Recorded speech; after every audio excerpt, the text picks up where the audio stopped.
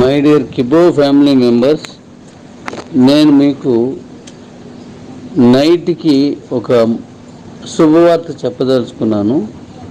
మీరందరూ అలర్ట్గా ఉండండి. నేను నైట్ ఏ టైం కన్నా ఇస్తాను.